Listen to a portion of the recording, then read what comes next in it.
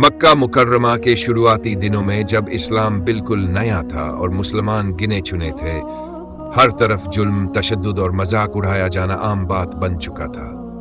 कमजोर मुसलमानों को तपती रेत पर लिटाया जाता, किसी को कोड़े मारे जाते, किसी को भूखा रखा जाता, मगर इसके बावजूद ईमान वाले अपने रब पर कायम रहते थे। उस दौर में कुरैश के दो बड़े सरदार इस्लाम के सबसे सख्त दुश्मन समझे जाते। एक थे उमर इब्न अल खत्ताब और दूसरे अम्र इब्न हिशाम, जिन्हें अबू जहल कहा जाता था। हालात की सख्ती को देखकर मोहम्मद ने अल्लाह ताला के सामने हाथ उठाकर दुआ की कि ऐ अल्लाह, इन दोनों में से जिसको तू चाहे उसके जरिए इस्लाम को ताकत और इज्जत अता फरमा दे। और अल्लाह ने यह दुआ हजरत उमर रजी अल्लाहु अन्हु के हक में कबूल फरमा ली। उमर रजी अल्लाहु अन्हु उस वक्त अपने सख्त मिजाज और बेबाक तबीयत के लिए मशहूर थे।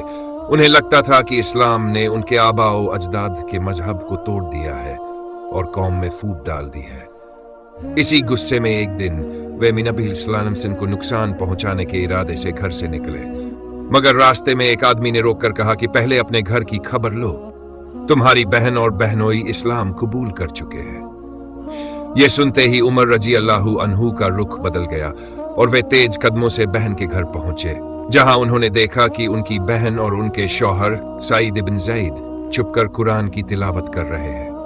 गुस्से में उनसे बहस हुई, बात हाथापाई तक पहुंच गई, मगर जब उमर रजी अल्लाहु अन्हु ने अपनी बहन के चेहरे पर खून देखा तो उनका पत्थर जैसा दिल भी पिघल गया।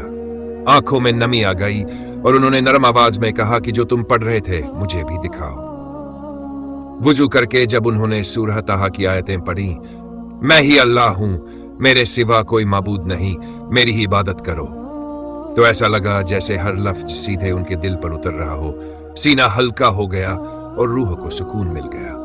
उसी लम्हे उन्हें एहसास हो गया कि यह कलाम इंसानों का नहीं बल्कि रब्बुल आलमीन का है। इसके बाद उमर रजी अल्लाहु अन्हु बिना देर किए सीधे दारुल अरकाम की तरफ चल पड़े, जहां मुसलमान छुपकर जमा होते थे। हाथ में तलवार देखकर सहाबा घबरा गए, मगर नबी सल्लल्लाहु ने फरमाया कि उन्हें अंदर आने दो। जब उमर रजी अल्लाहु अन्हु सामने पहुंचे तो नबी सल्लल्लाहु ने उनसे बात की और उसी पल उमर रजी अल्लाहु अन्हु का दिल पूरी तरह टूट गया। आंखों से आंसू बह निकले और उन्होंने पूरे यकीन के साथ कलमा पढ़कर इस्लाम कबूल कर लिया।